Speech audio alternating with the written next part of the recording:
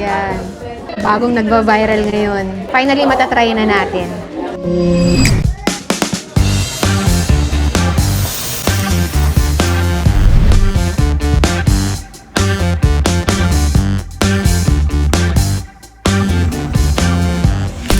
Kinakabahan ako.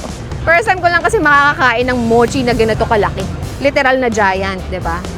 Super excited na ako matry ang mga ito, kaya naman ano pang inaantay natin guys? Huwag na natin patagalin, i-try na natin!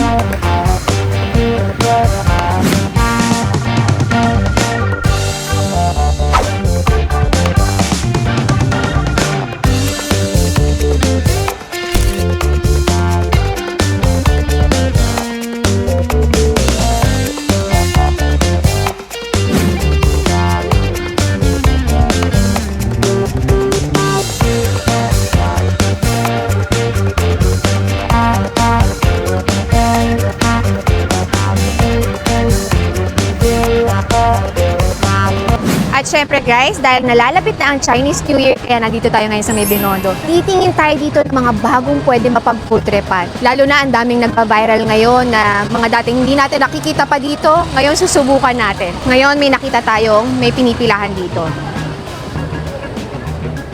So yan yung unang titikman natin dito. Excited na ako kasi ngayon lang ako makakatry ng ganyang kalaking mochi. Giant mochi dito sa kalye ng Binondo. Let's go!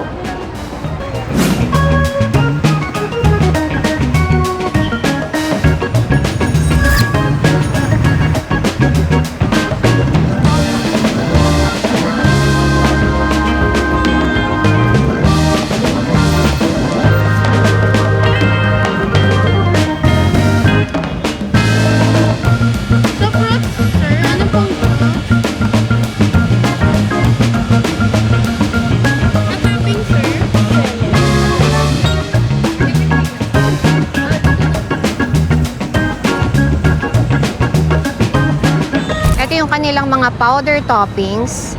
So, meron silang matcha, coconut, soya bean, Oreo, and butter crunch. Pagdating sa fruits naman, ito yung mango, grapes, pomelo, and dragon fruit. Sa cheesy cream nila, ito yung mango, matcha, blueberry, strawberry, and chocolate. Then, ito yung pistachio and jasmine, no? Thank you. Munti ka nang masimot yung mango. Yan yung pinaka-bestseller po, no? Mango din po. Okay lang po ba may chocolate? Yeah, sige. Yeah, nice.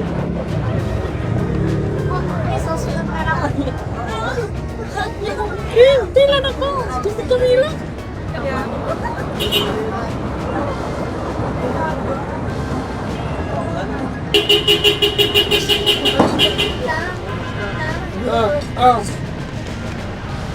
Finally guys, matatry na natin yung nagba-viral, nagte-trending na mochi sa kalye dito sa kalye ng Kongklu.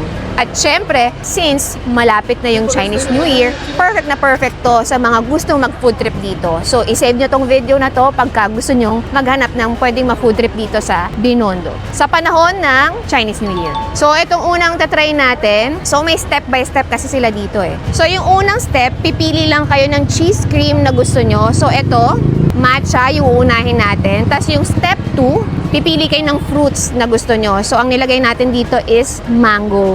Tapos yung third step, so yun yung final step, yung third step, yun yung pinaka-coating. So yung nilagay natin dito, since color green na siya, matcha, ang nilagay is coconut.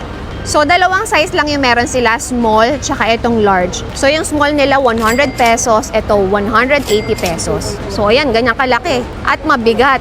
Tsaka siksik naman, nakikita nyo naman kanina kung paano ginawa. Talagang puno. Halos hindi na masarado. Hindi ko alam, kagatin na lang natin kasi mahirap siyang buksan. Hanap tayo ng portion na okay. Kinakabahan ako. First time ko lang kasi makakakain ng mochi na ganito kalaki. Literal na giant, di ba? Let's go.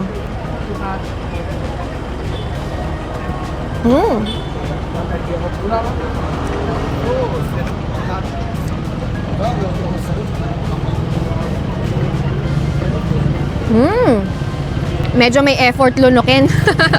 Kasi, syempre, dry yung pinaka-outer part eh. Ang ganda ng combination ng matcha, tsaka yung asim ng mangga, tsaka tamis. So, itong feeling na ginagamit nila, cream cheese talaga yan. Mainly cream cheese. May flavor lang. So, kagaya nito, matcha. So, kaya lasa mo yung alat na nabibigay ng cream cheese. Tsaka konting flavor ng matcha. Hindi naman siya yung overpowering. Yung talagang may bitter taste ka na malalasahan. Tapos yung combination kasi nila, yung asim tsaka tamis ng mangga, ang ganda. Tapos yung texture niya, na pag hinatak mo, very chewy. Ang galing. Not your typical mochi na maliit. Parang ngayon lang ako nakakita ng ganito sa Pilipinas. Hindi ko lang alam kung meron ng ganito matagal na. Kasi normally yung mga mochi maliliit lang eh. Tsaka first time sa kalye. Try tayo ulit, second bite.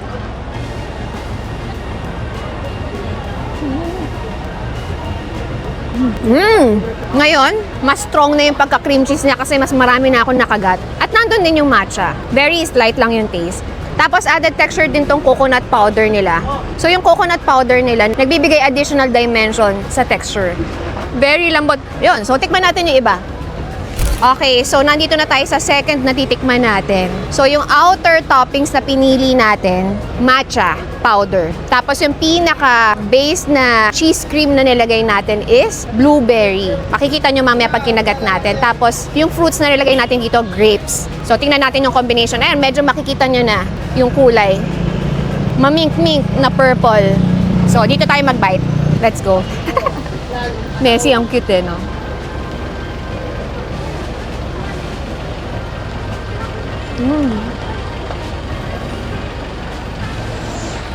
Kagatin ko na.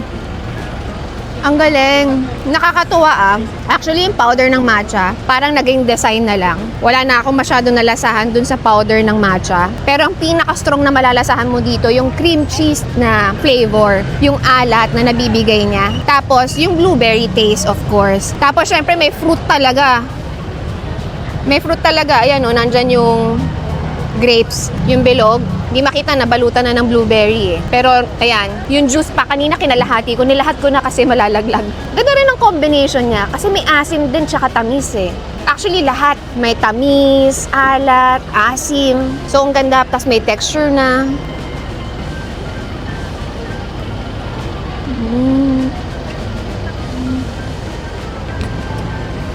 Ayan yung grapes. So for me, sa dalawang, kasi marami pa tayong matatry eh. Pero sa dalawang natry ko, mas nagustuhan ko yung lasa nito. Mahilig kasi ako sa strawberry, blueberry, ganyan. Yung mga nabibigay na saktong asim. Very cute pa, very aesthetic, di ba? Ang gandang picture lang kasi yung contrast ng kulay niya eh. So move on tayo sa isa. Tinitikman na ni Carter. Ayan oh, ang ganda ng kulay eh, di ba? Green and pink. Di ba? Ang dami nagtatanong sa atin, ano ba yung, bakit cute yung na-describe natin? Bakit ba cute? Kasi ako rin minsan hindi ko ma-explain eh, pero automatic, normal na lang lumalabas bakit cute eh. Siguro mas more on feminine kasi, parang mas friendly sa kids, kaya bakit siya cute? Baka more on ganon, hindi ko rin alam. Minsan natural lang lumalabas na cute yung lasa eh. So yun. Ito yung pangatlong titikman natin. So, ibang size naman to. Ito yung small nila, 100 pesos. So, Oreo yung topping sa labas. Tignan natin yung sa loob. Kasi sa dami ng in-order natin, hindi ko na matandaan kung ano yung loob. Tingnan natin. Kagat na lang tayo.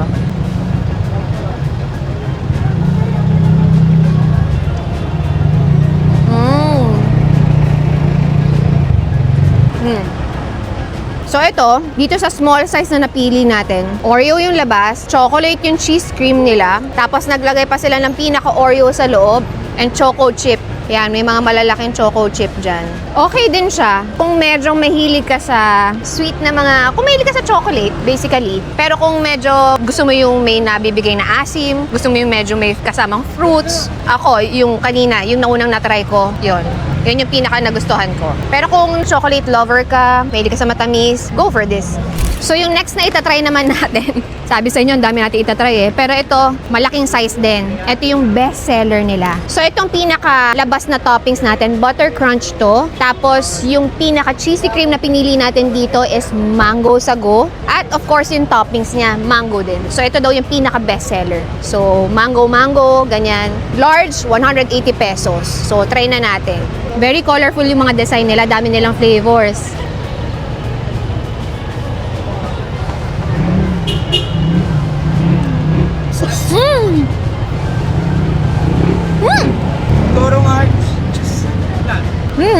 So ito, pinaka-simpleng lasa. So kung gusto mong maging sure, ayaw mo magkamali sa pinaka-flavor na pipiliin mo, you can't go wrong pag ito yung pinili mo. Bukod sa may cheese cream, may alat na nabibigay, tas may mango flavor, tapos may fresh mango fruit din. So nandun yung may konting asim ng mangga. Syempre depende sa delivery nila, 'di ba? Hindi naman laging matamis, kagaya yung unang tinry natin, medyo maasim yung mangga. So ito, matamis-tamis. So kung gusto nyo matry sila dito, yung mochi puff, kanina mahaba yung pila, pero hindi nawawalan ng tao, nadadagdagan. Everyday sila open dito, nagsa-start sila 11:30 a.m. hanggang 9 p.m. So kung maubos yung stock nila dyan, nagre-refill lang sila. Pangalawang branch nila to. Ayan, may bagong dating, re-refill lang sila, di ba?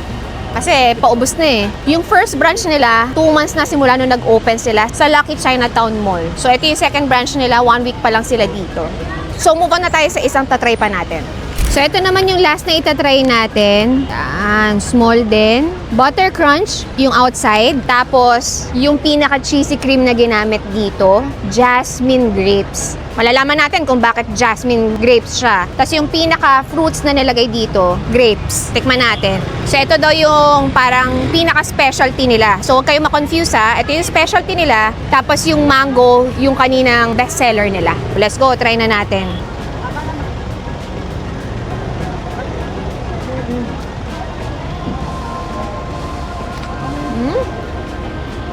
For me, yung lasa niya very unique. Sa lahat na na-try ko na mochi nila, ito yung pinaka-unique. Kasi, bukod sa may fruity taste siya, may flower or floral taste din siya na nabibigay. Dahil dun sa jasmine. So, yung fruit, dahil dun sa grapes, jasmine, yun yung floral taste makukuha nyo. So, pinag-mix. Again, dahil nga pinaka-base nila is cream cheese, kaya yung alat ng cream cheese, nadadagdag dun. For me, overall, sa lahat ng tinry ko, sakto lang yung tamis nila lahat. Nagbabalanse kasi dahil may asim ng prutas, asim ng pinaka-flavor, may alat ng pinaka-cream cheese. Sa isa, pwede mong maubos, hindi nakakaumay. For me lang kasi depende kanya-kanya naman tayo ng level nung tolerance ng sweetness diba? So for me, ito pinaka-unique. Pero pinaka-top one na nagustuhan ko is yung blueberry with grapes. So yun yung pinaka-nagustuhan ko. Tapos next is yung matcha with mango. Tapos yun, sunod-sunod na yung iba. Yun yung top 2 ko. So yun. Dahil galing tayo dyan galing yung mochi. Andyan yung bridge, tapos yan yung estero.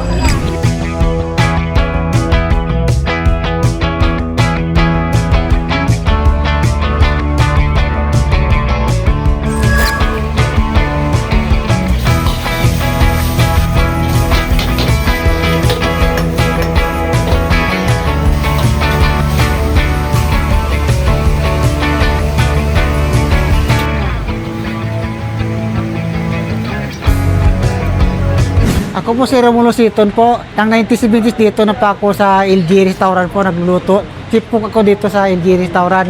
Hanggang ngayon, chief cook pa ako hanggang ngayon. Matagal na panahon na kami dito, trabaho dito. Ganyan, tutuloy lang kami kasi maraming customer, lalo po Sabado-Linggo. Pila-pila kami dito Lahat ng mga pagkain na dito masasarap Yung kahit saan lugar, pabalik-balik dito. Pisto namin sa LG Restaurant po. Ano yung pinaka-top? Top mga beef broccoli, ganyan, mga palaka, o manok, ganyan, mga spirit, ganyan natin, mga pagbabili natin, mga seafood mix, pabili natin mo, araw-araw nauubos yan. Lahat mga customer namin tumalik-balik dito kasi masarap ko yung magluto dito So ibig sabihin po, 1970s pa lang, nandito na po kayo? Yan ka kompleto. Tagal-tagal na po. Kaya mga... So, pioneer na talaga kayo? Oo, mga... Ilan taon ka nun, no? Mga dito lang ako, bali 17 Nung time ang... na yun, ilan taon ka nun? Mga 17 or 15, 16 ganun. 16 years old, ganyan? Kaya bihasang-bihasa naman ito. Opo, bali ko na, mga pagit 40 years na ako nagluluto. Wow! Sige po! Sige po. So yan, finally, nandito na yung mga orders natin. Dito tayo kakain ngayon sa LGA Fast Food. So marami naman ditong mga kainan, nasa sa inyo kung anong gusto nyong piliin. So ito yung na-order natin, Yang Chow Fried Rice, small, 180 pesos. Then ito namang beef broccoli, small lang din, 275 pesos. Then ito naman yung salt and pepper frog legs nila na isang order lang. So wala siyang size, basta isang order, 430 pesos. Tatlo lang in-order natin. Lagay na tayo ng Yang Chow, simulan na natin. Sa slide ko na lang guys kasi puno Parang matatapon siya eh. Ang kinagandahan nito guys, oh, kahit hanggang pinakaloob, hindi lang ibabaw yung toppings. Ayan, kontian lang muna natin. Ayan. Sunod na natin tong pambansang pagkain pagka kakain ka sa Chinese restaurant. Beef broccoli. Yan, laking beef broccoli ako pag every time kakain kami ng pamilya ko sa Chinese restaurant. Again, kami lang naman yun Talagang yan yung madalas orderin ng parents ko. Unang kain dito. Let's go.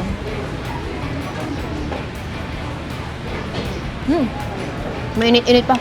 So for me, yung price niya sa serving, para siguro sa iba, medyo pricey. Sa akin, sakto lang kasi tourist spot eh. Puntahan talaga siya ng mga, I mean, may bisita kang galing ibang bansa, di ba? Kapag tutour mo sa Chinatown, Binondo, magandang dito dalhin. So talaga ito kasi tourist spot talaga to. Kaya siguro, somehow, yung price, ganun. Pero not bad. Try na tayo ng kanilang frog legs. Kung matatandaan ko, sinuserve nila isang buo yung frog. Ngayon, naka-chop na eh. Kahit saan ka magtanong, china-chop na nila. So yan, frog legs. Ito mas malaki.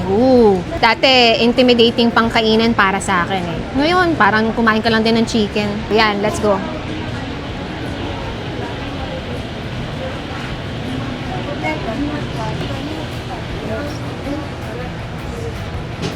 Init, aray ko.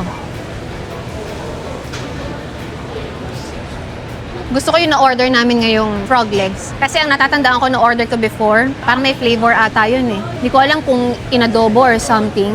So ngayon, fried chicken lang siya. So may flour, tapos salt and pepper.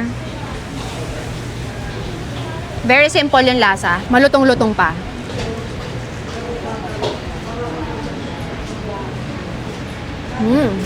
Pwede natin try dito. Ito ano? So yan, ito yung saktong size. Try naman natin sausaw dito. Yun.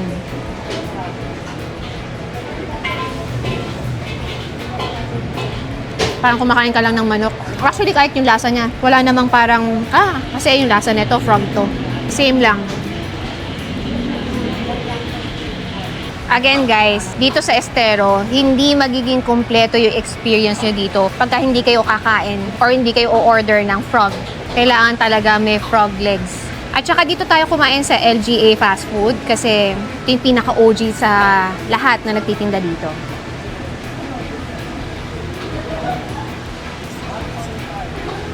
Sabi ko sa inyo nagustuhan ko yung luto ngayon ng frog legs. Sarap yung timpla ngayon compared sa mga na-try ko before na vlog ko dito. So yun guys, enjoy na namin ni Carter to. See you sa next na food trip natin.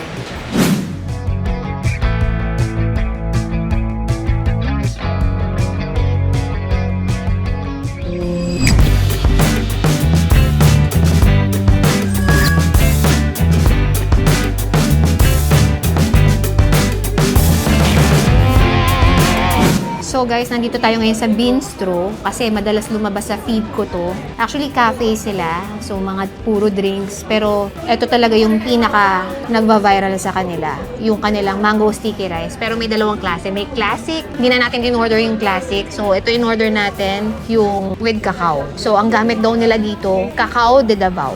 Nakamix na yung cacao sa pinaka-coconut nila. So, yan. May mango, tapos sticky rice, tapos may mango on top pa.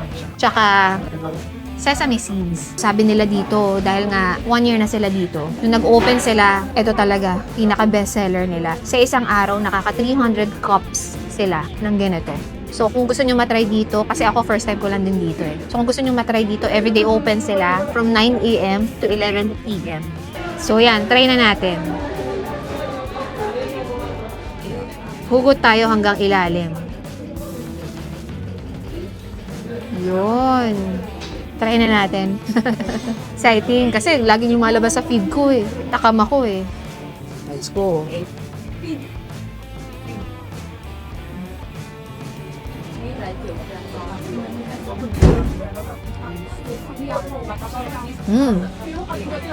So imagine niyo, kasi alam naman natin yung mango sticky rice, sikat na dessert sa Thailand. Tapos hinaluan ng Filipino twist. Pero alam nyo, yung cacao, kasi ang naaalala ko pag cacao, may pagka-bitter taste diba? So dito, wala naman ako na, more on milky siya, yung pagiging chocolate niya.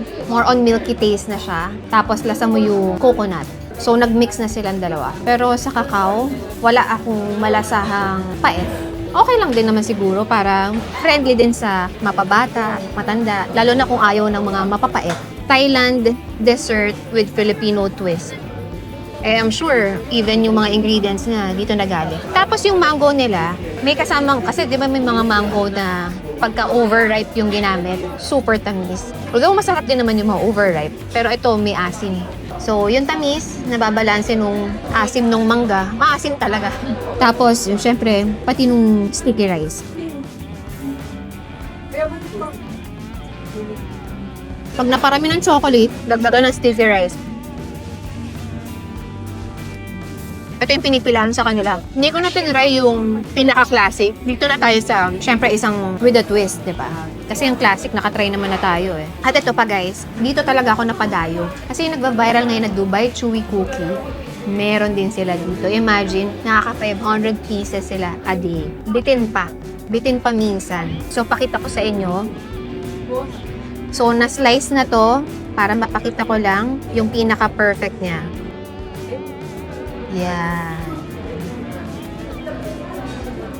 So, bago ko makalimutan guys, ang isang order pala nito, 200 pesos. So, ito yung kanilang packaging sa Dubai Chewy Cookie. Per piece nila binibenta. So, 170 pesos. 500 pieces a day. Actually, yun lang yung limit nila. Pero, maaga na uubos daw. Tsaka, bitin pa. Sold out talaga everyday. Yan. Yan, pull na natin.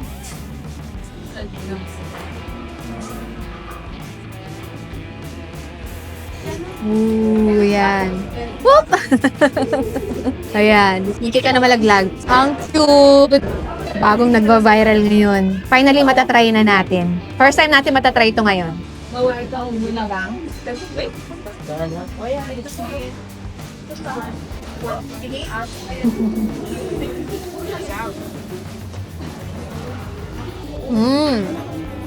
First time ko lang kasi siya matry ngayon eh. Wala akong comparison, so hindi ko masabi kung dry siya or kung tama yung pagkakadami ng pistachio. Pero dito lasang-lasa ko yung pistachio. Tsaka talagang katayfi. Yung texture, makukuha mo din doon. And yung kakao, lasa mo rin. So hindi ka masyadong matatamisan dahil sa kakao. So overall, pag sabay-sabay mo siya kinain, for me, hindi ako natamisan. Ang pinaka na-feel ko lang is something new. Very unique siya at masarap. Worth the hype for me.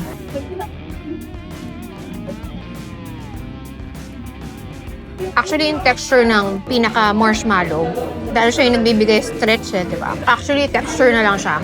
Hindi mo na malalasahan yung marshmallow. More on chocolate, pistachio, tapos dalawang texture. Texture ng marshmallow, saka ng kataypi. Feel ko totoong pistachio yung gamit nila dito. Yung talagang bine-blend nila sila mismo. Ngayon, napansin na natin, hindi siya dry. Tignan niyo yung pistachio with kataypi nila. Hindi dry. Ang sarap nito. Finally, na-try na natin yung nagva-viral na Dubai Chewy Cookie. Maraming nagtitinda sa sobrang viral niya. Ang daming nagtitinda.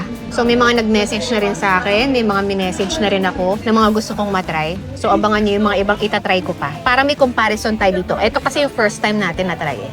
170 pesos. May mga naiba pa akong nakita na premium talaga, like nasa 900 pesos, nasa 1,000. So, try natin yan, tingnan natin next time. So, for now, since nasa Binondo area tayo, ito yung unang tinry natin. Pasado, panalo. Para sa akin, 10-10 to. So, malalaman natin kung anong re-rate natin dito pagka may na-try na tayong iba para may comparison tayo. Sige, enjoy na namin to.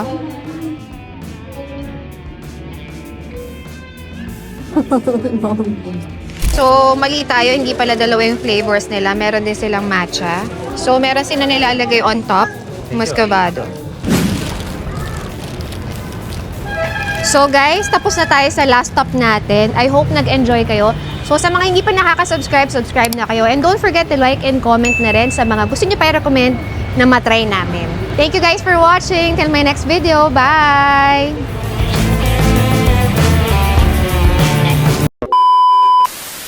Yung nagba-viral ngayon na Dubai Chewy. Kasi yung nagba-viral ngayon na Dubai Chewy.